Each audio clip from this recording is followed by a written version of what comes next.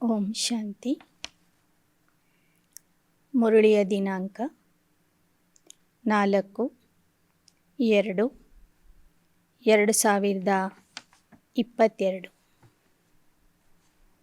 मीठे बच्चे, अपने दिल रूपी दर्पण में देखो कि अंदर में कोई भूत तो नहीं है। भूतों को निकालने का ಪ್ರಯತ್ನ करते रहो। ನಿಮ್ಮ ಹೃದಯದ ಕನ್ನಡಿಯಲ್ಲಿ ನೋಡಿಕೊಳ್ಳಿ. ನಿಮ್ಮ ಒಳಗೆ ಯಾವುದೇ ಪ್ರಕಾರದ ಭೂತ ಇಲ್ಲ ತಾನೆ? ಒಂದು ವೇಳೆ ಇದ್ದಿದ್ದೇ ಆದರೆ ಆ ಭೂತಗಳನ್ನು ಹೊರಗೆ ಹಾಕುವ ಪ್ರಯತ್ನದಲ್ಲಿ ಇರಿ. ಆ ಭೂತಗಳನ್ನು ಹೊರಗೆ ಹಾಕುವ ಪ್ರಯತ್ನ ಮಾಡ್ತಾ ಇರಿ. प्रश्न: बाप और बच्चों के बीच संगम पर दुनिया से बिल्कुल न्यारी रस्म चलती है, वह कौन सी? ತಂದೆ ಮತ್ತು ಮಕ್ಕಳ ಮಧ್ಯದಲ್ಲಿ ಒಂದು ವಿಚಿತ್ರವಾದಂತಹ ಭಿನ್ನವಾದಂಥ ಪದ್ಧತಿ ನಡೀತದೆ ಈ ಸಂಗಮ ಯುಗದಲ್ಲಿ. ಅದು ಯಾವುದು? उत्तर: दुनिया में बच्चे बाप को नमस्ते करते हैं, लेकिन यहाँ बाप बच्चों को नमस्ते करते हैं. ಪ್ರಪಂಚದಲ್ಲಿ ಮಕ್ಕಳು ತಂದೆಗೆ ನಮಸ್ತೆ ಮಾಡ್ತಾರೆ. ಇಲ್ಲಿ ತಂದೆಯೇ ಮಕ್ಕಳಿಗೆ ನಮಸ್ತೆ ಮಾಡ್ತಾರೆ. बाप खुद कहते, मीठे बच्चे, मैं तुम्हारी सेवा में आकर उपस्थित हुआ हूँ. तुम बच्चे मेरे से भी बड़े ठहरे. ತಂದೆ ಸ್ವತಃ ಹೇಳ್ತಾರೆ, ಮಧುರ ಮಕ್ಕಳೇ, ನಾನು ನಿಮ್ಮ ಸೇವೆಗೆ ಉಪಸ್ಥಿತನಾಗಿದ್ದೇನೆ. ನೀವು ನನ್ನ ಮಕ್ಕಳು, ನೀವೇ ದೊಡ್ಡವರು. दूसरा, मैं निरहंकारी निराकारी बाप हूँ, तो ज़रूर मैं पहले नमस्ते करूँगा. यह भी संगम की न्यारी रस्म है. ಎರಡನೆಯದು, ನಾನು ನಿರಹಂಕಾರಿ ನಿರಾಕಾರಿ ತಂದೆಯಾಗಿದ್ದೇನೆ. ಆ ನಿರಹಂಕಾರಿಯ ಗುಣ ಎಲ್ಲಿ ಪ್ರತ್ಯಕ್ಷ ಆಗ್ತದೆ ಅಂದರೆ, ನಾನು ಮೊದಲು ನಿಮಗೆ ನಮಸ್ತೆ ಮಾಡಿದಾಗ ಪರಮಾತ್ಮ ಎಷ್ಟು ನಿರಹಂಕಾರಿ ಅನ್ನೋದು ಜಗತ್ತಿಗೆ ಗೊತ್ತಾಗ್ತದೆ. ಹೀಗೆ ತಂದೆಯೇ ಬಂದು ಮಕ್ಕಳಿಗೆ ನಮಸ್ತೆ ಹೇಳುವಂಥ ಪದ್ಧತಿ, ನಮಸ್ಕಾರ ಮಾಡುವಂಥ ಪದ್ಧತಿ ಸಂಗಮ ಯುಗದ ಭಿನ್ನವಾದಂತಹ ಪದ್ಧತಿಯಾಗಿದೆ. ಓಂ ಶಾಂತಿ. आने से पहले पहले बाप बच्चों से नमस्ते करे या बच्चे बाप को नमस्ते करे? ಬಾಬಾ ಕೇಳ್ತಾ ಇದ್ದಾರೆ, ಬಂದು ಕೂಡಲೇ ನಾನು ನಿಮಗೆ ನಮಸ್ತೆ ಅಂತ ಹೇಳಬೇಕು ಅಥವಾ ನೀವು ನನಗೆ ನಮಸ್ತೆ ಹೇಳಬೇಕು? ಬಚ್ಚೆ ಬಾಪ್ ಕೋ ಕರೆ ನಹಿ. ಆಗ ಅಲ್ಲಿ ಇರ್ತಕ್ಕಂತಹ ಮಕ್ಕಳು ಹೇಳಿದರು, ನಾವು ಮಕ್ಕಳೇ ತಂದೆಗೆ ಮೊದಲು ನಮಸ್ತೆ ಮಾಡಬೇಕು ಅಂತ. ಆಗ ಬಾಬಾ ಹೇಳ್ತಾ ಇದ್ದಾರೆ, ಅಲ್ಲ, ಪಹಲೆ ಬಾಪ್ ಕೋ ನಮಸ್ತೆ ಕರ್ನಾ ಪಡೆ. ಸಂಗಮ್ ಯುಗ ಕಿ ರಸಮ್ ರಿವಾಜ್ ಹಿ ಸಬ್ಸೆ ನ್ಯಾರಿ. ಮೊದಲು ನಾನು ನಿಮಗೆ ನಮಸ್ತೆ ಮಾಡ್ತೀನಿ. ಇದು ಸಂಗಮ ಯುಗದ ರೀತಿ ಪದ್ಧತಿಯೇ ಭಿನ್ನವಾಗಿದೆ. बाप खुद कहते, मैं सभी का बाप तुम्हारी सेवा में आकर उपस्थित हुआ हूँ, तो जरूर बच्चे बड़े ठहरेನ. ನಾನು ನಿಮ್ಮ ಸೇವೆಗಾಗಿ ಬಂದಿದ್ದೀನಿ ಅಂದರೆ ನೀವು ಮಕ್ಕಳೇ ನನಗಿಂತ ದೊಡ್ಡವರಾಗಿದ್ದೀರಿ. ನಾನು ನಿಮ್ಮ ಸೇವೆಗೆ ಬಂದಿದ್ದೀನಿ ಅಂದರೆ ನಾನು ಸೇವಕ, ನೀವು ಮಾಲೀಕರು. ಆದ್ದರಿಂದ ನಾನೇ ಮೊದಲು ನಮಸ್ತೆ ಮಾಡ್ತೀನಿ. दुनिया में बच्चे बाप को नमस्ते करते, यहाँ बाप बच्चों को नमस्ते करते. गाया है निराकारी निरहंकारी, तो वह भी दिखलाना पड़ेना. ಪ್ರಪಂಚದಲ್ಲಿ ಮೊದಲು ಮಕ್ಕಳು ತಂದೆಗೆ ನಮಸ್ತೆ ಮಾಡ್ತಾರೆ, ನಂತರ ತಂದೆ ಮಕ್ಕಳಿಗೆ ನಮಸ್ತೆ ಮಾಡ್ತಾರೆ. ಆದರೆ ಇಲ್ಲಿ ಪರಮಾತ್ಮ ನಿರಾಕಾರಿ ನಿರಹಂಕಾರಿ ಆಗಿರುವ ಕಾರಣ ಅವನೇ ಮೊದಲು ನಮಸ್ತೆ ಮಾಡ್ತಾನೆ. ಆ ನಿರಹಂಕಾರದ ಗುಣ ಅವನ ಈ ಆಚರಣೆಯಿಂದ, ಈ ಪದ್ಧತಿಯಿಂದ ಗೊತ್ತಾಗ್ತದೆ. वो तो सन्यासियों के चरणों में झुकते, चरणों को चूमते, समझते कुछ नहीं. ಲೌಕಿಕದಲ್ಲಿ ಭಕ್ತರು ಶಿಷ್ಯರು ಸನ್ಯಾಸಿಗಳ ಹತ್ತಿರ ಹೋಗಿ, ಗುರುಗಳ ಹತ್ತಿರ ಹೋಗಿ ಅವರ ಮುಂದೆ ತಲೆ ಬಾಗಿಸ್ತಾರೆ, ಅವರ ಪಾದ ಸ್ಪರ್ಶ ಮಾಡ್ತಾರೆ, ಚರಣ ಸ್ಪರ್ಶ ಮಾಡ್ತಾರೆ, ನಮಸ್ಕಾರ ಮಾಡ್ತಾರೆ. ಆದರೆ ಗುರುಗಳಿಗೆ ಸನ್ಯಾಸಿಗಳಿಗೆ ನಮಸ್ಕಾರ ಯಾಕೆ ಮಾಡಬೇಕು ಅಂತನೂ ಅವರಿಗೆ ಗೊತ್ತಿಲ್ಲ. अब बाप आते हैं कल्प के बाद बच्चों से मिलने, तुम बहुत सिकिलधे बच्चे हो, इसलिए कहते हैं मीठे बच्चे तुम थक गए हो. द्रौपदी के पांव दबाए तो सर्वेंट हुआ ना. ಬಹಳ ಸಮಯದ ನಂತರ, ಇಡೀ ಒಂದು ಕಲ್ಪದ ನಂತರ ನೀವು ನನಗೆ ಸಿಕ್ಕಿದ್ದೀರಿ, ನಾನು ನಿಮಗೆ ಸಿಕ್ಕಿದ್ದೀನಿ. ನೀವು ನನಗೆ ಸಿಕ್ಕಿಲ್ಲದೇ ಮಕ್ಕಳಾಗಿದ್ದೀರಿ. ಬಹಳ ಕಾಲದಿಂದ ಅಗಲಿ ಪುನಃ ಸಿಕ್ಕಿರುವಂತಹ ಮಕ್ಕಳಾಗಿದ್ದೀರಿ. ನೀವು ಸೃಷ್ಟಿ ನಾಟಕದಲ್ಲಿ ಪಾತ್ರ ಮಾಡ್ತಾ ಮಾಡ್ತಾ ಸುಸ್ತಾಗಿದ್ದೀರಿ. ನೀವೇ ಆತ್ಮ ದ್ರೌಪದಿಯರು, ನಾನೇ ನಿರಾಕಾರ ಕೃಷ್ಣ. ದ್ರೌಪದಿಯ ಕಾಲುಗಳನ್ನು ಕೃಷ್ಣ ಒತ್ತಿದ ಅಂತ ಗಾಯನ ಇದೆ. ಅಂದರೆ ಅಲ್ಲಿಯೂ ಸಹ ಕೃಷ್ಣ ದ್ರೌಪದಿಯ ಸೇವಕ ಆಗ್ತಾನೆ. ಹಾಗೆ ಇಲ್ಲಿಯೂ ಸಹ ನಾನು ಮಕ್ಕಳ ದಣಿವನ್ನು, ಆಯಾಸವನ್ನು ದೂರ ಮಾಡ್ತೀನಿ, ನಿಮ್ಮ ಸೇವೆ ಮಾಡ್ತೀನಿ. ಅಂದರೆ ನಾನು ನಿಮಗೆ ಸೇವಕ ಆಗಿದ್ದೇನೆ. ವಂದೇ ಮಾತರಂ किसने उच्चारा? बाप ने. बच्चे समझते हैं बाप आया है सारी सृष्टि की बेहद की सेवा पर. ವಂದೇ ಮಾತರಂ ಅಂಥೇಳಿ ಮಾತೆಯರ ಮಹಿಮೆಯನ್ನು ಯಾರು ಮಾಡಿದರು? ಪರಮಾತ್ಮ ಮಾತೆಯರ ವಂದನೆ ಮಾಡ್ತಾನೆ, ವಂದೇ ಮಾತರಂ ಅಂತ ಹೇಳ್ತಾನೆ. ಈಗ ಆ ತಂದೆ ಬಂದಿದ್ದಾರೆ ಇಡೀ ಜಗತ್ತಿನ ಅಥವಾ ಬೇಹದ್ದಿನ ಸೇವೆಗಾಗಿ. सृष्टि पर कितना कीचड़ा है, यह है नर्क, तो बाप को आना पड़ता है नर्क को स्वर्ग बनाने.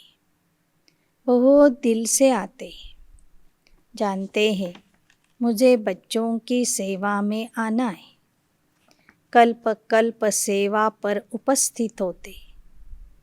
ಬಾಬಾ ಹೇಳ್ತಾರೆ, ಈ ಜಗತ್ತು ಇಂದು ಎಷ್ಟೊಂದು ಹೊಲಸಾಗಿದೆ, ಕಸದಿಂದ ತುಂಬಿದೆ, ನರ್ಕ ಆಗಿದೆ. ಆ ನರ್ಕವನ್ನು ಸ್ವರ್ಗ ಮಾಡಲಿಕ್ಕಾಗಿ ನಾನು ಬಹಳ ಹೃದಯದಿಂದ ಬರ್ತೀನಿ, ಹೃದಯಪೂರ್ವಕವಾಗಿ ಸೇವೆ ಮಾಡ್ತೀನಿ. ಬಾಬನಿಗೆ ಗೊತ್ತಿದೆ ನಾನು ಬರುವುದೇ ಮಕ್ಕಳ ಸೇವೆಗಾಗಿ ಅಂತ. ಕಲ್ಪಕ್ಕೂ ಮಕ್ಕಳ ಸೇವೆಯಲ್ಲಿ ಹೃದಯದಿಂದ ಉಪಸ್ಥಿತರಾಗ್ತಾರೆ. यहाँ बैठे सभी की सेवा हो जाती, ऐसे नहीं कि सभी के पास जाना होगा. सारी सृष्टि का कल्याणकारी दाता तो एक है ना. ಬಾಬಾ ಹೇಳ್ತಾರೆ, ವಿಶ್ವದ ಸೇವೆ ಮಾಡಲಿಕ್ಕಾಗಿ ನಾನು ವಿಶ್ವದ ಮೂಲೆ ಮೂಲೆಗೆ ಹೋಗೋದಿಲ್ಲ. ಒಂದೇ ಸ್ಥಳದಲ್ಲಿ ಕುಳಿತು ವಿಶ್ವದ ಕಲ್ಯಾಣ ಮಾಡ್ತೀನಿ, ವಿಶ್ವದ ಸೇವೆ ಮಾಡ್ತೀನಿ. ನಾನು ಸೃಷ್ಟಿಯ ಕಲ್ಯಾಣಕಾರಿ ದಾತ ಆಗಿದ್ದೇನೆ. ಉನ್ಕಿ ಭೇಟ ಮೇ ಮನುಷ್ಯ ಕೋಯಿ ಸೇವಾ ಕರ್ ನ ಸಕೆ, ಉನ್ಕಿ ಹೇ ಬೇಹದ್ ಕಿ ಸೇವಾ. ಪರಮಾತ್ಮನ ಸೇವೆಯ ಮುಂದೆ ಮನುಷ್ಯರ ಸೇವೆ ಏನೂ ಅಲ್ಲ ಅಂತ ಹೇಳ್ತಾರೆ. ತಂದೆಯ ಸಮಾನವಾದ ಸೇವೆ ಮನುಷ್ಯರು ಮಾಡೋದಿಲ್ಲ. ಪರಮಾತ್ಮ ಮಾಡುವ ಸೇವೆ ಬೇಹದ್ದಿನ ಸೇವೆಯಾಗಿದೆ. ಗೀತ್ ಜಾಗ ಸಜನಿಯ ಜಾಗ, ಅಬ ನವಯುಗ ಆಯಾ ಕಿ ಆಯಾ. ಗೀತೆ ಇದೆ, ಎದ್ದೇಳಿ ಸಜನಿಯರೇ ಎದ್ದೇಳಿ, ನವಯುಗ ಬರಲಿದೆ ಅಂತ. कितना अच्छा गीत है. नवयुग पर भी समझाना है.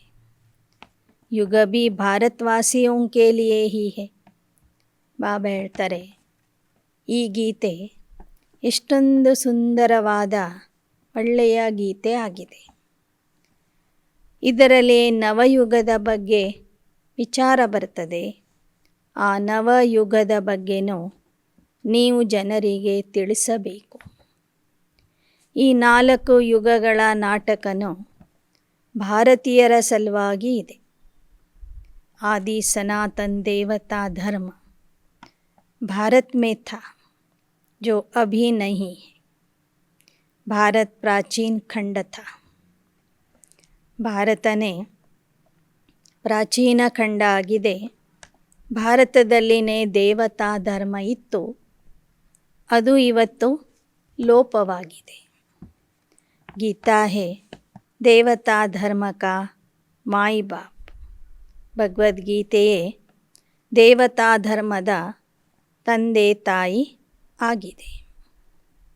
वास्तव में एक गीता ही मुख्य है जो सबको माननी चाहिए, परंतु मानते कहाँ है. ವಾಸ್ತವಿಕವಾಗಿ ಭಗವದ್ಗೀತೆಯೇ ಎಲ್ಲ ಧರ್ಮಗಳಿಗೂ ಮೂಲವಾದಂತಹ ಶಾಸ್ತ್ರ ಆಗಿದೆ. ಎಲ್ಲರೂ ಸಹ ಇದಕ್ಕೆ ಮಾನ್ಯತೆ ಕೊಡಬೇಕು.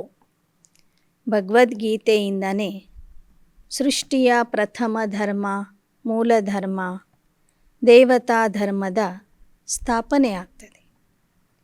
ಆದರೆ ಭಗವದ್ಗೀತೆಗೆ ಎಲ್ಲ ಧರ್ಮದವರು ಮಾನ್ಯತೆ ಕೊಡೋದಿಲ್ಲ. वे अपने धर्मशास्त्र को मानते हैं. यह तो जानते ही नहीं कि भगवान ने गीता कब उच्चारी. ಎಲ್ಲ ಧರ್ಮದವರು ಅವರವರ ಧರ್ಮಶಾಸ್ತ್ರಕ್ಕೆ ಮಾನ್ಯತೆ ಕೊಡ್ತಾರೆ. ಭಗವದ್ಗೀತೆ ಪರಮಾತ್ಮ ಉಚ್ಚರಿಸಿದ ಗೀತೆ ಅನ್ನೋದು ಯಾರಿಗೂ ಗೊತ್ತಿಲ್ಲ. ಗೀತಾ ಹೇ ಬಾಪ್ ಕಿ ಉಚ್ಚಾರಿ ಹುಯಿ. ಒಂದು ವೇಳೆ ಗೀತೆಯ ಜ್ಞಾನ ಪರಮಾತ್ಮ ಕೊಟ್ಟಿದ್ದಾನೆ ಅಂತ ಗೊತ್ತಾಗಿದ್ದರೆ ಎಲ್ಲರೂ ಭಗವದ್ಗೀತೆಗೆ ಮಾನ್ಯತೆ ಕೊಡ್ತಿದ್ರು. ಗೊತ್ತಿಲ್ಲದೆ ಇರೋದ್ರಿಂದ ಬೇರೆ ಧರ್ಮದವರು ಭಗವದ್ಗೀತೆಗೆ ಮಾನ್ಯತೆ ಕೊಡ್ತಿಲ್ಲ. ಯಾಕೆ ಅಂದರೆ ಭಗವದ್ಗೀತೆಯಲ್ಲಿ ಭಾರತೀಯರು निराकार शिवन बदलागी बच्चे का नाम डाल मुश्किलात कर दी है। उस समय बाप के बदले बच्चे का नाम डाल मुश्किलात कर दी है। इसलिए सिद्ध नहीं होता कि ಶಿವರಾತ್ರಿ ಕಬ್ ಮನಾವೆ। ಭಗವದ್ಗೀತೆಯಲ್ಲಿ ತಂದೆಯ ಬದಲಾಗಿ ಮಗನ ಹೆಸರನ್ನು ಸೇರಿಸಿ ಇಡೀ ಭಗವದ್ಗೀತೆಯನ್ನೇ ಖಂಡಿತ ಮಾಡಿಬಿಟ್ಟಿದ್ದಾರೆ. ಅದರಿಂದ ಸಿದ್ಧ ಆಗುವುದಿಲ್ಲ ಶಿವ ಪರಮಾತ್ಮ ಯಾವ ಸಮಯದಲ್ಲಿ ಬರ್ತಾನೆ, ನಿಜವಾದ ಶಿವರಾತ್ರಿ ಯಾವಾಗ ಆಗ್ತದೆ, ಶಿವರಾತ್ರಿಯ ಆಚರಣೆ ಯಾವ ಸಮಯದಲ್ಲಿ ಮಾಡಬೇಕು. ಶಿವ ಜಯಂತಿ के बाद होती है कृष्ण जयंती। कभी भी श्री कृष्ण यज्ञ नहीं गाया जाता, रुद्र ज्ञान यज्ञ गाया जाता है। उससे विनाश ज्वाला प्रज्वलित हुई। सो तो बरोबर देख रहे हो।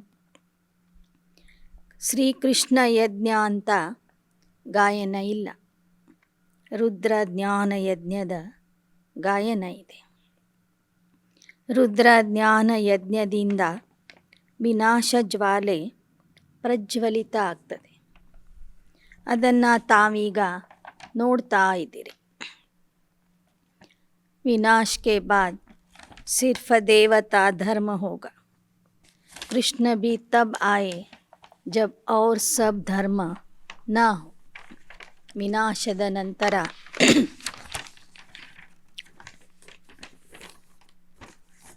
ಕೃಷ್ಣ ಬರ್ತಾನೆ, ಆಗ ಯಾವ ಧರ್ಮದವರು ಇರೋದಿಲ್ಲ.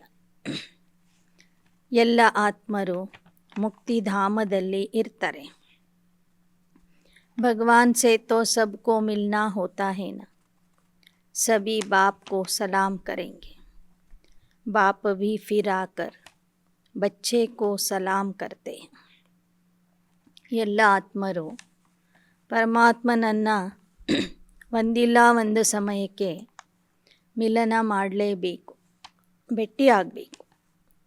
ಎಲ್ಲಿ ಆಗ್ತಾರೆ ಅಂದರೆ ಮುಕ್ತಿಧಾಮದಲ್ಲಿ ಎಲ್ಲ ಆತ್ಮರು ಪರಮಾತ್ಮನ ಜೊತೆಗಿರ್ತಾರೆ.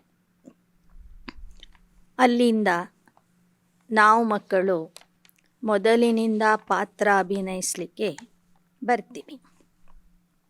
ಒಂದು ಸಮಯಕ್ಕೆ ಎಲ್ಲ ಜೀವಾತ್ಮರು ಪರಮಾತ್ಮನಿಗೆ ಸಲಾಂ ಮಾಡ್ತಾರೆ. ಆಗ ಪರಮಾತ್ಮ ಸಂಗಮ ಯುಗದಲ್ಲಿ ಬಂದು ಮಕ್ಕಳಿಗೆ ಸಲಾಂ ಮಾಡ್ತಾರೆ. इस समय बाप साकार में आया हुआ है।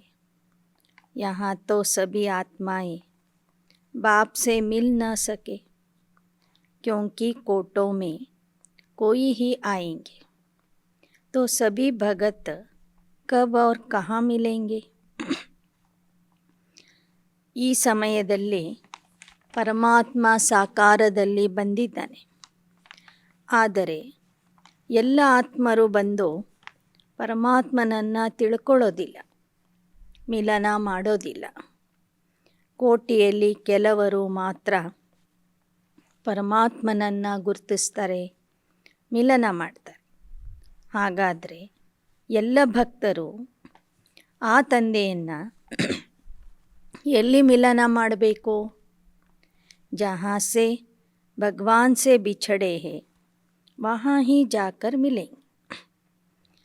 ಎಲ್ಲಿಂದ ಅವರು ಪರಮಾತ್ಮನಿಂದ ಅಗಲಿ ಬಂದಿದ್ರು ಅದೇ ಸ್ಥಳಕ್ಕೆ ಹೋಗಿ ಎಲ್ಲ ಭಕ್ತರು ಭಗವಂತನ ಮಿಲನ ಮಾಡಬೇಕು, ಮಾಡ್ತಾರೆ.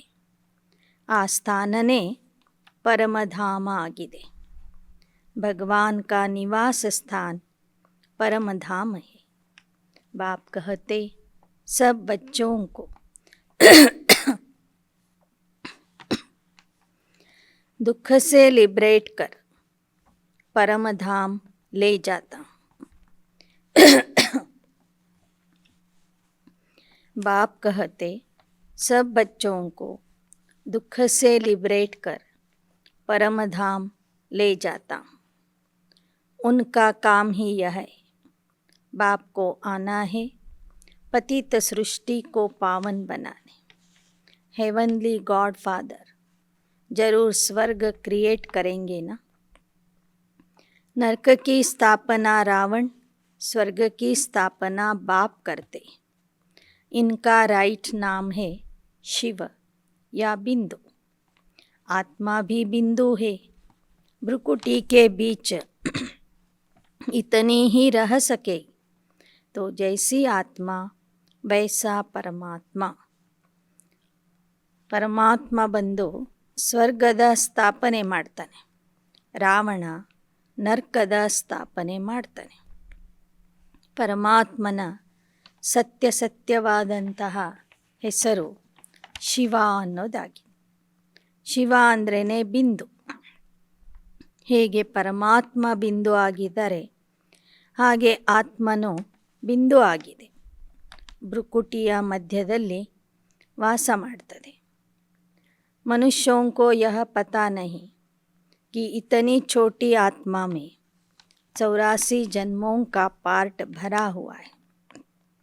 वह कभी घिसता नहीं, फॉर एवर चलता रहेगा. ಆದರೆ ಜನರಿಗೆ ಗೊತ್ತಿಲ್ಲ, ಪ್ರತಿಯೊಂದು ಆತ್ಮದಲ್ಲಿ ಅನೇಕ ಜನ್ಮಗಳ ಪಾತ್ರ ರೆಕಾರ್ಡ್ ಆಗಿದೆ. 84 ಜನ್ಮಗಳಲ್ಲಿ ಬರುವಂಥವರ ಪಾತ್ರನೂ ಆ ಆತ್ಮದಲ್ಲಿ ರೆಕಾರ್ಡ್ ಆಗಿರ್ತದೆ, ಮುದ್ರಣೆ ಆಗಿರ್ತದೆ. ಯಾವತ್ತೂ ಅದು ಸವಿಯೋದಿಲ್ಲ.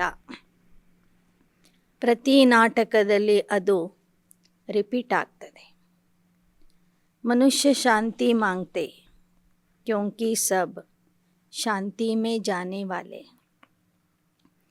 कहते सुख कागविष्ठा के समान है. अब गीता में जो राजयोग से राजाओं का राजा बनना है, तो जो सुख को कागविष्ठा समझते हैं उनको राजाई कैसे मिलेगी. ಎಲ್ಲರೂ ಶಾಂತಿಯನ್ನು ಬಯಸ್ತಾರೆ. ಯಾಕೆ ಅಂದರೆ ಎಲ್ಲರೂ ಶಾಂತಿ ಧಾಮಕ್ಕೆ ಹೋಗೋರಿದ್ದಾರೆ. ಸುಖಧಾಮವನ್ನು ಬಯಸೋದಿಲ್ಲ.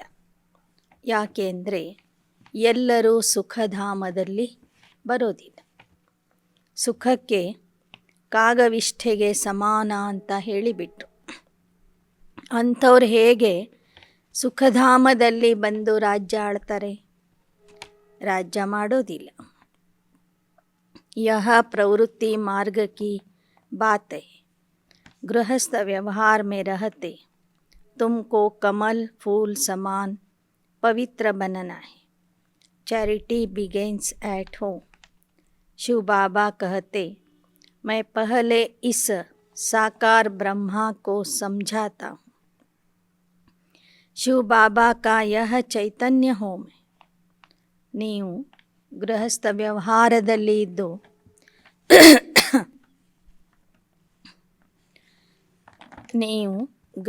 ವ್ಯವಹಾರದಲ್ಲಿ ಇದ್ದು ಕಮಲ ಪುಷ್ಪದ ಸಮಾನ ಪವಿತ್ರ ಆಗಿ ಇರಬೇಕು. ಈ ಒಂದು ಪವಿತ್ರತೆಯ ಧಾರಣೆಯ ಕೆಲಸ ನಿಮ್ಮಿಂದ ಪ್ರಾರಂಭ ಆಗಬೇಕು. ಶಿವಬಾಬಾ ಹೇಳ್ತಾರೆ, ನಾನು ಈ ಸಾಕಾರ ಬ್ರಹ್ಮಾರವರ ಶರೀರದಲ್ಲಿ ಬಂದು ಮೊದಲು ಇವರಿಗೆ ಜ್ಞಾನ ತಿಳಿಸ್ತೀನಿ. ನಂತರ ಇವರ ಮೂಲಕ ನೀವೆಲ್ಲರೂ ಅಡಾಪ್ಟೆಡ್ ಚಿಲ್ಡ್ರನ್ ನಂಬರ್ವಾರ್ ಸೀಖ್ ರಹೆ. ನೀವೆಲ್ಲರೂ ದತ್ತು ಮಕ್ಕಳಾಗಿ ನಂಬರ್ವಾರ್ ಪುರುಷಾರ್ಥದ ಅನುಸಾರವಾಗಿ ಜ್ಞಾನ ತಿಳ್ಕೋತೀರಿ. ಶಿವ ಬಾಬಾ ಕಾ ಯಹ ಚೈತನ್ಯ ಹೋಮ್ ಹೈ. ಬ್ರಹ್ಮಾರವರ ದೇಹ ಶಿವನ ಚೈತನ್ಯ ಮನೆಯಾಗಿದೆ. ऐसे नहीं कि शिव बाबा वहाँ से प्रेरणा करते हैं, वह तो यहाँ आते. ನಿರಾಕಾರ ಪರಮಾತ್ಮ ಪರಮಧಾಮದಲ್ಲಿಯೇ ಕುಳಿತು ಪ್ರೇರಣೆಯ ಮೂಲಕ ಶಿಕ್ಷಣ ಕೊಡೋದಿಲ್ಲ. ಶಿಕ್ಷಣ ಕೊಡೋದಕ್ಕಾಗಿ ಆ ತಂದೆ ಸೃಷ್ಟಿಗೆ ಬರಬೇಕಾಗ್ತದೆ. ಯಾದಗಾರ್ ಭಿ ಶಿವ के अनेक मंदिर है. खुद कहते मैं साधारण ब्रह्मा तन में आता हूँ. यह खुद अपने जन्मों को नहीं जानते थे. ಪರಮಾತ್ಮನ ಅವತರಣೆಯ ಸ್ಮಾರಕಗಳು ಭಾರತದಲ್ಲಿ ಇವೆ. ಅನೇಕ ಶಿವ ಮಂದಿರಗಳನ್ನು ಭಾರತದಲ್ಲಿ ಕಟ್ಟಿದ್ದೇವೆ, ಸ್ಥಾಪನೆ ಮಾಡಿದ್ದೇವೆ ಅಂದರೆ ಅರ್ಥ ಆಗ್ತದೆ ಆ ಪರಮಾತ್ಮ ಭಾರತದಲ್ಲಿಯೇ ಬರ್ತಾನೆ ಅಂತ. ತಂದೆ ಸ್ವತಃ ಹೇಳ್ತಾ ಇದ್ದಾರೆ, ನಾನು ಈ ಬ್ರಹ್ಮರವರ ಶರೀರದಲ್ಲಿ ಬರ್ತೀನಿ. ನಾನು ಬಂದಾಗ ಇವರಿಗೆ ತಮ್ಮ ಪೂರ್ವ ಜನ್ಮಗಳ ಜ್ಞಾನ ಗೊತ್ತಿರೋದಿಲ್ಲ. ಹಾಗೆ ನಿಮಗೂ ಸಹ ನಿಮ್ಮ ಪೂರ್ವ ಜನ್ಮಗಳ ಜ್ಞಾನ ಗೊತ್ತಿರೋದಿಲ್ಲ. ತುಮ್ ಬ್ರಹ್ಮ ಮುಖ ವಂಶಾವಲಿ ಬ್ರಾಹ್ಮಣ बनते हो.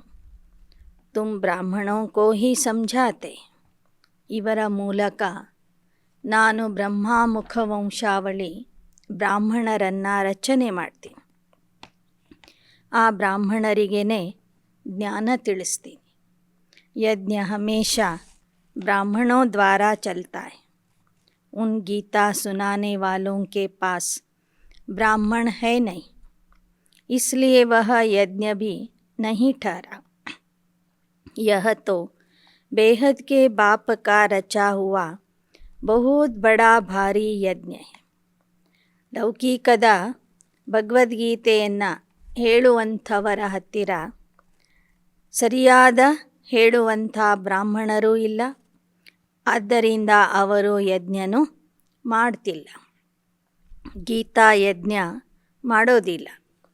ಇಲ್ಲಿ ಗೀತೆಯ ಜ್ಞಾನದಾತ ಬೇಹದ್ದಿನ ತಂದೆಯೇ ಸ್ವತಃ ಬಂದು ಈ ಒಂದು ಬೇಹದ್ದಿನ ಯಜ್ಞವನ್ನು ರಚನೆ ಮಾಡಿದ್ದಾರೆ. कब से डेगियाँ चढ़ते आए, भंडारा अब तक चलता ही रहता है. ಸಮಾಪ್ತ ಕಬ್ ಹೋಗ. ಹೇಗೆ ಯಾವುದೇ ಒಂದು ಯಜ್ಞ ನಡೀತದೆ ಅಂದರೆ ಅಲ್ಲಿ ಅನೇಕ ಬ್ರಾಹ್ಮಣರಿಗೆ ಊಟ ಕೊಡ್ತಾರೆ, ಭೋಜನ ಮಾಡಿಸ್ತಾರೆ. ಹಾಗೆ ಬೇಹದ್ದಿನ ತಂದೆಯ ಬೇಹದ್ದಿನ ಯಜ್ಞ ರಚನೆ ಆದ ದಿನದಿಂದನೂ ದೊಡ್ಡ ದೊಡ್ಡ ಪಾತ್ರೆಗಳಲ್ಲಿ ಅಡಿಗೆ ನಡೀತಾ ಇದೆ. ಅನೇಕ ಬ್ರಹ್ಮವತ್ಸರು ಈ ಯಜ್ಞದಿಂದ ಊಟ ಮಾಡ್ತಾ ಇದ್ದಾರೆ. ಭಗವಂತನ ಭಂಡಾರ ಅಂದಿನಿಂದ ಇಂದಿನವರೆಗೂ ನಡೀತಾನೇ ಇದೆ. ಭೋಜನ ಶಾಲೆ ನಡೀತಾ ಇದೆ. ಅದು ಸಮಾಪ್ತಿಯಾಗುವುದು ಯಾವಾಗ? जब सारी राजधानी स्थापन हो जाएगी तब तुमको वापस घर ले जाएंगे, फिर नंबरवार पार्ट बजाने भेज देंगे. ಯಾವಾಗ ರಾಜಧಾನಿಯ ಪೂರ್ಣ ತಯಾರಿ ಆಗ್ತದೆ, ಸ್ಥಾಪನೆ ಆಗ್ತದೆ, ಆಗ ನಾನು ಯಜ್ಞದ ಸಮಾಪ್ತಿ ಮಾಡಿ ಎಲ್ಲ ಮಕ್ಕಳನ್ನು ವಾಪಸ್ ಕರ್ಕೊಂಡು ಹೋಗ್ತೀನಿ. ಅಲ್ಲಿಂದ ನಂಬರ್ವಾರ್ ಪಾತ್ರ ಮಾಡಲಿಕ್ಕೆ ಕಳಿಸಿಕೊಡ್ತೀನಿ. पतित मनुष्यों को पावन बनाकर पंडा बनकर साथ ले जाऊंगा, तुमको भी साथ ले जाऊंगा. ऐसे कोई कह न सके. ಪ್ರಪಂಚದಲ್ಲಿ ಯಾರೊಬ್ಬರೂ ಸಹ ನಾನು ನಿಮ್ಮನ್ನು ಪಾವನ ಮಾಡಿ ಜೊತೆಗೆ ಕರ್ಕೊಂಡು ಹೋಗ್ತೀನಿ ಅಂತ ಹೇಳೋದಿಲ್ಲ. ಕೇವಲ ಪರಮಾತ್ಮ ಒಬ್ಬನೇ ಈ ಮಾತನ್ನು ಹೇಳ್ತಾನೆ. फिर अपने अपने धर्म स्थापन करने समय पार्ट बजाने आत्माएं आना शुरू करती. ನಂತರ ತಮ್ಮ ತಮ್ಮ ಧರ್ಮದ ಸ್ಥಾಪನೆಗಾಗಿ ಧರ್ಮಸ್ಥಾಪಕರು ಬಂದು ತಮ್ಮ ಪಾತ್ರ ಅಭಿನಯಿಸ್ತಾರೆ. भारतवासियों में भी ज्ञान वही लेते हैं जो आत्माएं परमात्मा से पहले अलग हुई. ಭಾರತವಾಸಿಗಳಲ್ಲಿಯೂ ಸಹ ಎಲ್ಲರೂ ಈ ಜ್ಞಾನ ಕೇಳೋದಿಲ್ಲ. ಯಾರು ಅವನಿಂದ ಮೊದಲು ಅಗಲಿ ಬಂದಿದ್ರು ಅವರೇ ಮೊದಲು ಬಂದು ಜ್ಞಾನ ಕೇಳ್ತಾರೆ. ನಂಬರ್ವಾರ್ ಬರ್ತಾ ಹೋಗ್ತಾರೆ. अब कल्प की आयु पूरी हुई, सब आत्माएं हाजिर है. बाप भी आ गए, हर एक को अपना पार्ट बजाना है. नाटक में सब एक्टर स्टेज पर इकट्ठे नहीं आते, अपने टाइम पर आते. ಬಾಬಾ ಹೇಳ್ತಾರೆ, ಈಗ ನಾಟಕ ಮುಗಿಲಿಕ್ಕೆ ಬಂದಿದೆ. ಆದ್ದರಿಂದ ಎಲ್ಲ ಜೀವಾತ್ಮರು ವೇದಿಕೆಯ ಮೇಲೆ ಹಾಜರಾಗಿದ್ದಾರೆ. ಜೊತೆಗೆ ನಾಟಕದ ಕ್ರಿಯೇಟರ್, ಡೈರೆಕ್ಟರ್, ಪ್ರಿನ್ಸಿಪಲ್ ಆ್ಯಕ್ಟರ್ ಆಗಿರುವಂತಹ ಪರಮಾತ್ಮನು ಈ ಸೃಷ್ಟಿಗೆ ಬಂದಿದ್ದಾನೆ. ಈ ನಾಟಕದಲ್ಲಿ ಎಲ್ಲರೂ ತಮ್ಮ ತಮ್ಮ ಪಾತ್ರ ಅಭಿನಯಿಸ್ತಾ ಇದ್ದಾರೆ. ಯಾವುದೇ ನಾಟಕ ಇರಲಿ, ಎಲ್ಲ ಪಾತ್ರಧಾರಿಗಳು ಒಟ್ಟಿಗೆ ವೇದಿಕೆಯ ಮೇಲೆ ಬರೋದಿಲ್ಲ. ತಮ್ಮ ತಮ್ಮ ಸಮಯದ ಅನುಸಾರವಾಗಿ, ಪಾತ್ರದ ಅನುಸಾರವಾಗಿ ಬರ್ತಾ ಹೋಗ್ತಾರೆ. ಹಾಗೆ ಬಾಪ್ನೆ ಸಮझाया है नंबरवार कैसे आते हैं. वर्णों का भी राज समझाया है. चोटी तो ब्राह्मणों की, परंतु ब्राह्मणों को भी रचने वाला कौन है. ಹಾಗೆ ಬಾಬನು ವರ್ಣಗಳ ರಹಸ್ಯ ನಮಗೆ ತಿಳಿಸಿದ್ದಾರೆ. ಹೇಗೆ ಎಲ್ಲ ವರ್ಣದವರು ನಂಬರ್ವಾರ್ ಈ ಸೃಷ್ಟಿ ನಾಟಕದಲ್ಲಿ ಬರ್ತಾ ಹೋಗ್ತಾರೆ. ಕೊನೆಗೆ ಸಂಗಮ ಯುಗ ಅಂದರೆ ಶಿಖರದ ಸಮಾನ, ಜುಟ್ಟಿಗೆ ಸಮಾನ. ಸಂಗಮ ಯುಗದಲ್ಲಿ ಇರುವಂಥ ಬ್ರಾಹ್ಮಣರು ಜುಟ್ಟಿಗೆ ಸಮಾನ ಆಗಿರ್ತಾರೆ. ಚೋಟಿ ಕೆ ಊಪರ್ ಫಿರ್ ಹೈ ಬ್ರಾಹ್ಮಣೋಂ ಕಾ ಬಾಪ್ ಬ್ರಹ್ಮ. ಪರಮಾತ್ಮ ಬಂದು ಶೂದ್ರರನ್ನು ರಚನೆ ಮಾಡೋದಿಲ್ಲ, ಬ್ರಾಹ್ಮಣರನ್ನು ರಚನೆ ಮಾಡ್ತಾರೆ. ಆ ಬ್ರಾಹ್ಮಣರೇ ಜುಟ್ಟಿನಲ್ಲಿ ಇದ್ದಾರಂದರೆ ಆ ಜುಟ್ಟಿನ ಮೇಲೆ ಇದ್ದಾರೆ ಬ್ರಹ್ಮ ಬಾಬಾ. और ब्रह्मा का बाप फिर है शिव बाबा. ಆ ಬ್ರಹ್ಮ ತಂದೆಯ ಮೇಲೆ ಶಿವ್ ಬಾಬಾ ಇದ್ದಾರೆ. तो तुम हो ಶಿವವಂಶಿ ಬ್ರಹ್ಮ ಮುಖವಂಶಾವಲಿ ಬ್ರಾಹ್ಮಣ, ಸೋ ಫಿರ್ ದೇವತಾ ಬನೆಂಗೆ. ಬಾಬಾ ಹೇಳ್ತಾರೆ, ಈಗ ನೀವು ಶಿವವಂಶಿ ಬ್ರಹ್ಮ ಮುಖವಂಶಾವಳಿ ಬ್ರಾಹ್ಮಣರಾಗಿದ್ದೀರಿ. ನಾಳೆ ನೀವೇ देवता ಆಗ್ತೀರಿ. बच्चों को राय दी जाती है, सभी एक जैसे होशियार नहीं. कोई नए के आगे विद्वान पंडित आकर डिबेट करेंगे तो वह समझा नहीं सके, तो कहना चाहिए मैं तो नई हूँ, आप फलाने टाइम पर आना, फिर हमारे से बड़ी बहन आपको समझाएगी. मेरे से तो तीखे हैं, क्लास में ನಂಬರ್ವಾರ್ ಹೋತೆ ಹೇನ. ಬಾಬಾ ಸಲಹೆ ಕೊಡ್ತಾರೆ, ಮಕ್ಕಳೇ ಎಲ್ಲರೂ ಒಂದೇ ಥರ ಹುಷಾರಿರೋದಿಲ್ಲ, ಒಂದೇ ಥರ ಬುದ್ಧಿವಂತರಾಗಿರೋದಿಲ್ಲ.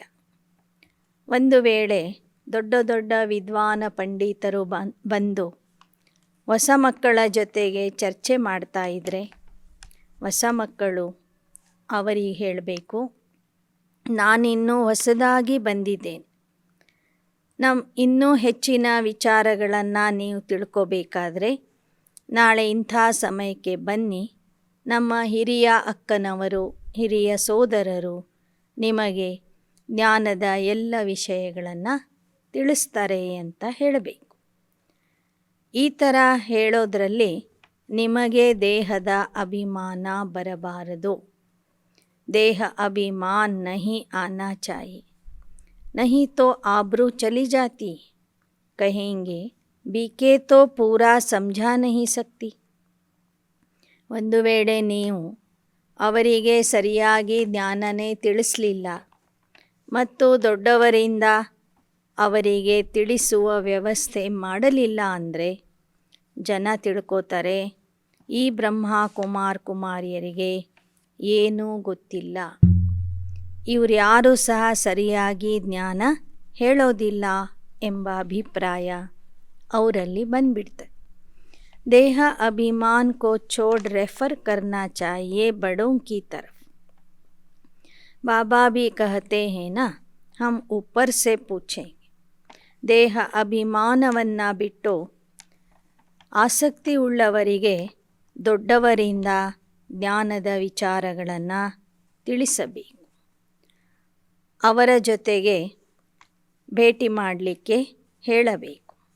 ಹೇಗೆ ಬ್ರಹ್ಮ ಬಾಬವರು ಸಹ ಒಮ್ಮೊಮ್ಮೆ ಹೇಳ್ತಾರೆ, ನಾನು ಮೇಲೆ ಶಿವಬಾಬರಿಂದ ಕೇಳಿ ಬರ್ತೀನಿ ಅಂತ. ಮಹಾರಥಿ ಘೋಡೆ ಸವಾರ್ ಪ್ಯಾದೆ ತೋ ಹೈ ನ, किन्हों की शेर पर सवारी भी है. शेर सबसे तीखा होता है, जंगल में अकेला रहता है और हाथी हमेशा झुंड में रहता है.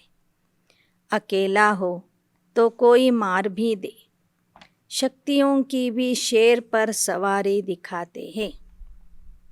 ಸ್ವಯಂ ಬ್ರಹ್ಮ ಬಾಬಾನೇ ಒಮ್ಮೊಮ್ಮೆ ಹೇಳ್ತಿದ್ರು, ಕೆಲವು ವಿಚಾರಗಳು ನನಗೆ ಗೊತ್ತಿಲ್ಲ, ನಾನು ಶಿವಬಾಬವ್ರಿಗೆ ಕೇಳಿ ಹೇಳ್ತೀನಿ ಅಂತಿತ್ತು. ಹಾಗೆ ನೀವು ಮಕ್ಕಳು ಸಹ ಒಂದು ವೇಳೆ ಜ್ಞಾನ ಸರಿಯಾಗಿ ಹೇಳಲಿಕ್ಕೆ ಬರದೇ ಇದ್ದರೆ, ಜನ ಕೇಳುವ ಪ್ರಶ್ನೆಗಳಿಗೆ ಸರಿಯಾದ ಉತ್ತರ ನಿಮಗೆ ಗೊತ್ತಿಲ್ಲದೇ ಇದ್ದರೆ, ನೀವು ದೊಡ್ಡವರ ಹತ್ತಿರ ಅವರನ್ನು ಕರ್ಕೊಂಡು ಬರಬೇಕು. ಅವರಿಂದ ಜ್ಞಾನದ ಎಲ್ಲ ವಿಚಾರಗಳನ್ನು ಜನರಿಗೆ ತಿಳಿಸಬೇಕು.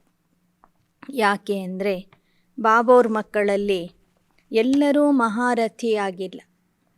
ಕೆಲವರು ಮಹಾರಥಿ, ಕೆಲವರು ಕುದುರೆ ಸವಾರರು, ಕೆಲವರು ಸಾಧಾರಣ ಶಿಪಾಯಿಗಳು ಆಗಿದ್ದಾರೆ.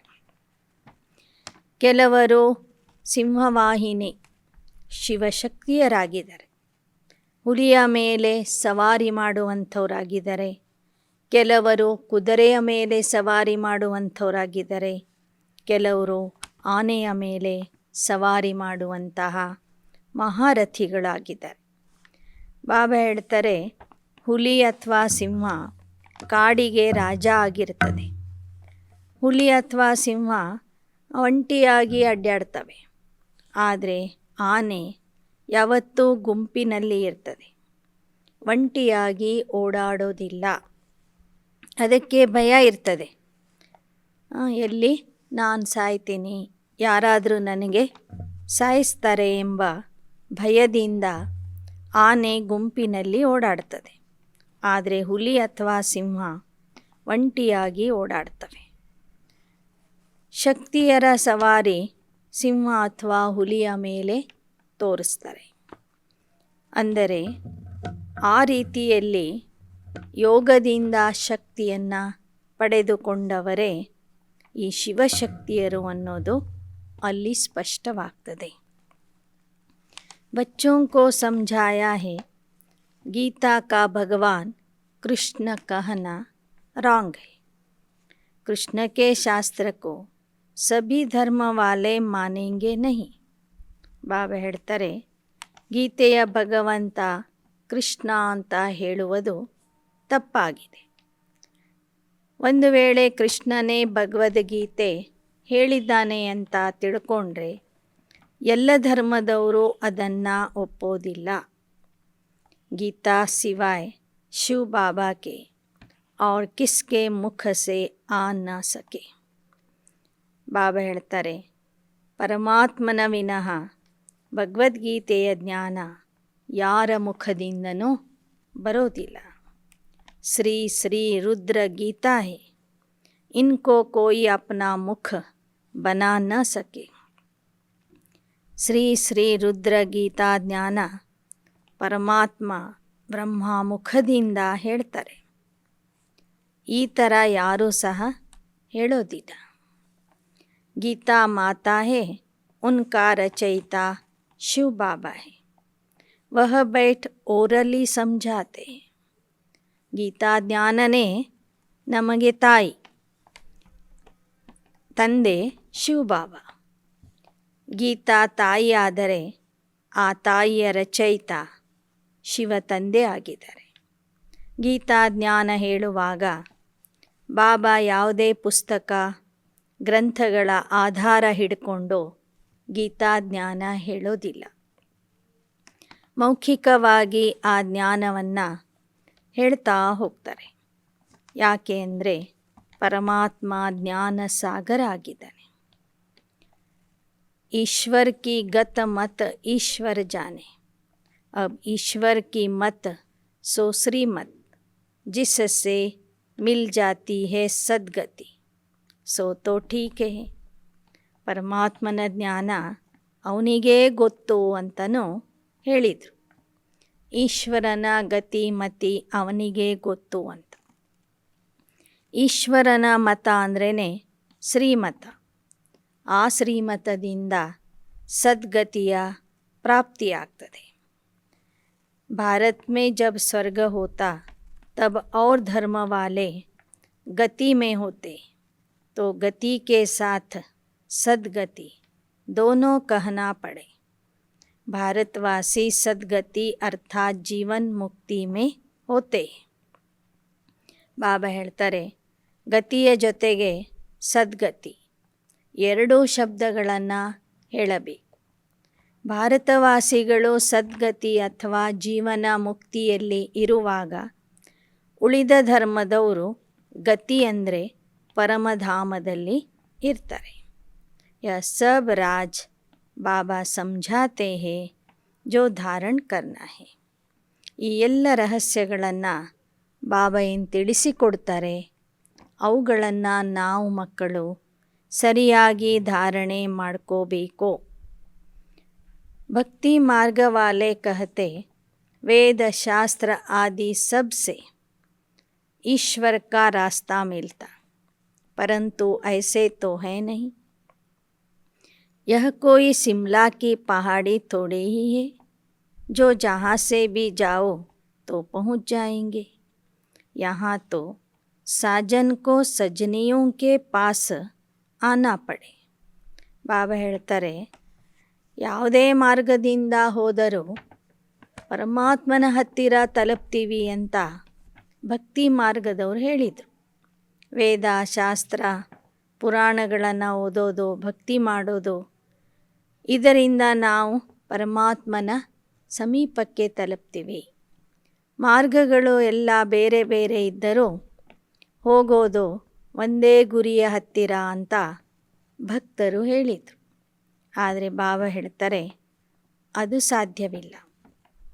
ಇದೇನು ಹಿಮಾಚಲದ ಪರ್ವತ ಅಲ್ಲ, ಶಿಮ್ಲಾ ಊರಿನ ಪರ್ವತ ಅಲ್ಲ.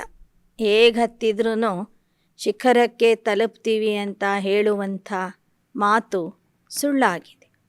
ಸರಿಯಾದ ಮಾರ್ಗದಿಂದ ಹೋದರೆ ಮಾತ್ರ ಗುರಿಯನ್ನು ತಲುಪಲಿಕ್ಕೆ ಸಾಧ್ಯ ಅಂತ ಹೇಳ್ತಾರೆ ಬಾಬಾ. अब श्रीमत पर चलने से ही तुम स्वर्ग में चल सकते हो. यह किसी मनुष्य की मत नहीं है. बाप की श्रीमत से स्वर्ग बन रहा है. औरों की मत से स्वर्गवासी बन न सके और भी भ्रष्ट बनते जाते हैं. ಈಗ ಪರಮಾತ್ಮ ಬಂದು ಯಾವ ಶ್ರೀಮತ ಕೊಡ್ತಿದ್ದಾನೆ ಆ ಶ್ರೀಮತದಿಂದ ನಡೆದರೆ ಮಾತ್ರ ನಮಗೆ ಸ್ವರ್ಗದ ಪ್ರಾಪ್ತಿಯಾಗ್ತದೆ. ಮನುಷ್ಯರ ಮತದಿಂದ ನಡೆದರೆ ನಮಗೆ ಸ್ವರ್ಗದ ಪ್ರಾಪ್ತಿಯಾಗೋದಿಲ್ಲ. ಇನ್ನಿಷ್ಟು ನಾವು ಭ್ರಷ್ಟ ಆಗಿಬಿಡ್ತೇವೆ.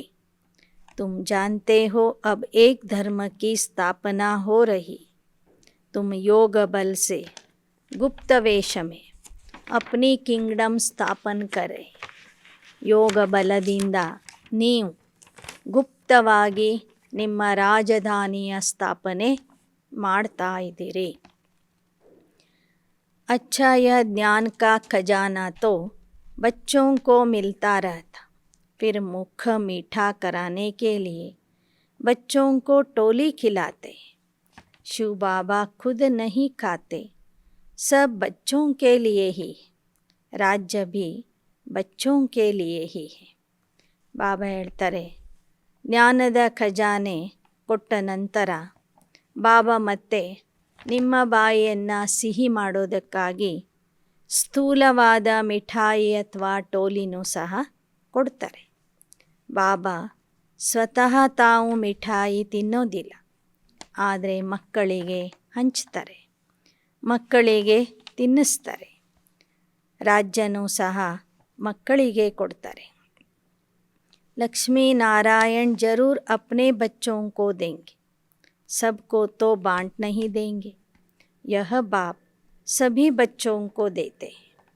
ಸತ್ಯಯುಗದ ಲಕ್ಷ್ಮೀನಾರಾಯಣರು ತಮ್ಮ ರಾಜ್ಯದ ಅಧಿಕಾರವನ್ನು ತಮ್ಮ ಮಕ್ಕಳಿಗೆ ಮಾತ್ರ ಕೊಡ್ತಾರೆ.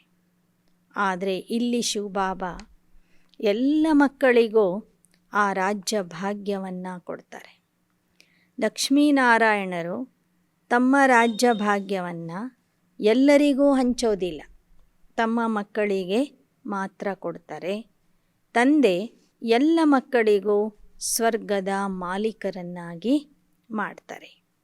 ಪ್ರಜಾ ಭೀ ಕಹೇಗಿ ಹಮ್ ಸ್ವರ್ಗ ಕೆ ಮಾಲಿಕ್ ಹೈ, ವहाँ दुख का नाम भी नहीं, बाकी नंबरवार तो होते, वहाँ तो सोना भी अथाह होता है, यहाँ सब खानियाँ खाली हो गई. गायन भी है किसकी दबी रही धूल में किसकी राजा खाए. ಅಲ್ಲಿ ದುಃಖದ ಹೆಸರೇ ಇರೋದಿಲ್ಲ. ಎಲ್ಲ ಖಜಾನೆಗಳು ಗಣಿಗಳು ಭರ್ತಿಯಾಗಿರ್ತವೆ, ಇಲ್ಲಿ ಎಲ್ಲ ಗಣಿಗಳು ಖಾಲಿಯಾಗಿವೆ. ಆದ್ದರಿಂದ ಇದ್ದ ಹಣವನ್ನು ಯಜ್ಞಕ್ಕೆ ಅರ್ಪಣೆ ಮಾಡಿ ಸಫಲ ಮಾಡಿಕೊಳ್ಳ್ರಿ. ಕೊನೆಗೆ ಹಣ ಇದ್ದವರ ಹಣ ಎಲ್ಲ ಮಣ್ಣು ಪಾಲು ಆಗಲಿದೆ. अच्छा, मीठे मीठे सिकिलदे बच्चों प्रति मात पिता बाप दादा का याद प्यार और नमस्ते. माताओं को वंदे मातरम, बच्चों को याद प्यार और सबको गुड मॉर्निंग. अब रात पूरी होती है, गुड मॉर्निंग आ रहा है, नया युग आ रहा है ब्रह्मा कुमार कुमारियों के लिए. अच्छा, ಓಂ ಶಾಂತಿ. ಮಧುರಾತಿ ಮಧುರ ಮಕ್ಕಳಿಗೆ ಮಾತಪಿತಾ ಬಾಪ್ ದಾದಾರವರ ನೆನಪು ಪ್ರೀತಿ ನಮಸ್ತೆ. ಮಾತೆಯರಿಗೆ ವಂದೇ ಮಾತರಂ, ಮಕ್ಕಳಿಗೆ ನೆನಪು ಪ್ರೀತಿ ಮತ್ತು ಸುಪ್ರಭಾತ. ಈಗ ಕಲಿಯುಗದ ರಾತ್ರಿ ಹೋಗಲಿದೆ, ಸತ್ಯಯುಗದ ಹಗಲು ಪ್ರಾರಂಭವಾಗಲಿದೆ. ಹೊಸ ಯುಗ ಬರಲಿದೆ ಬ್ರಹ್ಮ ಕುಮಾರ್ ಕುಮಾರಿಯರ ಸಲುವಾಗಿ. अच्छा, ओम शांति.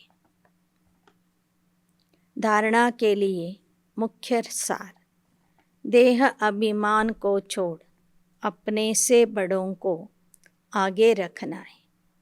कोई डिबेट करता है तो बड़ों की तरफ रेफर करना है, आबरू नहीं गंवानी. ದೇಹ ಅಭಿಮಾನವನ್ನು ಬಿಟ್ಟು ದೊಡ್ಡವರನ್ನು ಮುಂದೆ ಇಡಬೇಕು. ಯಾರಾದರೂ ಚರ್ಚೆ ಮಾಡ್ತಾ ಇದ್ದರೆ ದೊಡ್ಡವರ ಹತ್ತಿರ ಕಳಿಸಬೇಕು. ಜ್ಞಾನದ ಮರ್ಯಾದೆ ತೆಗಿಬಾರದು. 2. Charity begins at home. पहले परिवार का कल्याण करना है. गृहस्थ व्यवहार में रहते कमल फूल समान पवित्र बनना है. ಒಳ್ಳೆ ಕಾರ್ಯದ ಶುಭಾರಂಭ ನಮ್ಮ ಮನೆಯಿಂದ ಆಗಬೇಕು ಅಂತ ಗಾಯನ ಇದೆ. ಹೀಗಾಗಿ ಮೊದಲು ನಮ್ಮ ಲೌಕಿಕ ಪರಿವಾರದ ಕಲ್ಯಾಣ ಮಾಡಬೇಕು. ಗೃಹಸ್ಥ ವ್ಯವಹಾರದಲ್ಲಿ ಇದ್ದರೂ ಕಮಲ ಪುಷ್ಪದ ಸಮಾನ ಪವಿತ್ರ ಆಗಬೇಕು. ವರದಾನ. देह अहंकार व अभिमान के सूक्ष्म अंश का भी त्याग करने वाले आकारी सो निराकारी भव. ದೇಹದ ಅಹಂಕಾರ ಅಥವಾ ಅಭಿಮಾನದ ಸೂಕ್ಷ್ಮ ಅಂಶವನ್ನು ತ್ಯಾಗ ಮಾಡುವಂತಹ ಆಕಾರಿ सो निराकारी भव। कईयों का मोटे रूप से देह के आकार में लगाव व अभिमान नहीं है, लेकिन देह के संबंध से अपने संस्कार विशेष है, बुद्धि विशेष है, गुण विशेष है, कलाएँ विशेष है, कोई शक्ति विशेष है। उसका अभिमान अर्थात अहंकार, नशा, रोब ये सूक्ष्म ದೇಹ ಅಭಿಮಾನ है। ಕೆಲವರಲ್ಲಿ ದೊಡ್ಡ ರೂಪದ ದೇಹದ ಬಗ್ಗೆ ಅಭಿಮಾನ ಇಲ್ಲ, ಆದರೆ ದೇಹದ ಸಂಬಂಧದಲ್ಲಿ ಬರುವ ತಮ್ಮ ಸಂಸ್ಕಾರ, ವಿಶೇಷವಾದ ಬುದ್ಧಿ, ವಿಶೇಷವಾದ ಗುಣಗಳು, ವಿಶೇಷವಾದ ಕಲೆಗಳು, ವಿಶೇಷವಾದ ಶಕ್ತಿಗಳ ಬಗ್ಗೆ ಅಭಿಮಾನ, ಅಹಂಕಾರ, ದರ್ಪ, ನಶೆ ಇದೆ। ಇದು ಸಹ ಸೂಕ್ಷ್ಮ ದೇಹದ ಅಭಿಮಾನ ಆಗಿದೆ। तो यह अभिमान कभी भी आकारी फरिश्ता व निराकारी बनने नहीं देगा, इसलिए इसके अंश मात्र का भी त्याग करो तो सहज ही आकारी सो निराकारी बन सकेंगे। ಇಂಥ ಒಂದು ಸೂಕ್ಷ್ಮ ಅಭಿಮಾನ ಇದ್ದರೂ ನೀವು ಫರಿಷ್ತಾ ನಿರಾಕಾರಿ ಆಗಲಿಕ್ಕೆ ಸಾಧ್ಯವಾಗೋದಿಲ್ಲ। ಆದ್ದರಿಂದ ಈ ಒಂದು ಸೂಕ್ಷ್ಮ ಅಭಿಮಾನದ ಅಂಶವನ್ನು ಸಹ ತ್ಯಾಗ ಮಾಡಿರಿ, ಆಗ ನೀವು ಆಕಾರಿ ಸೋ निराकारी आगुविरी। श्लोगन। समय पर सहयोगी बनो तो पदम गुणा रिटर्न मिल जाएगा। ಸಮಯದ ಅನುಸಾರವಾಗಿ, ಸಮಯಕ್ಕೆ ಸರಿಯಾಗಿ ಸಹಯೋಗ ಕೊಡಿರಿ, ಸಹಯೋಗಿಯಾಗಿರಿ, ಆಗ ಪದಮದಷ್ಟು ಪ್ರತಿಫಲ ನಿಮಗೆ ಸಿಗುವುದು। ಸಮಯಕ್ಕೆ ಸರಿಯಾಗಿ ಯಾರು ಸಹಯೋಗ ಕೊಡ್ತಾರೆ ಅವರಿಗೆ ತಂದೆಯಿಂದ ಪದಮದಷ್ಟು ಪ್ರತಿಫಲ ಮರಳಿ ಸಿಗ್ತದೆ, ಪುನಃ ಸಿಗ್ತದೆ। अच्छा, ओम शांति।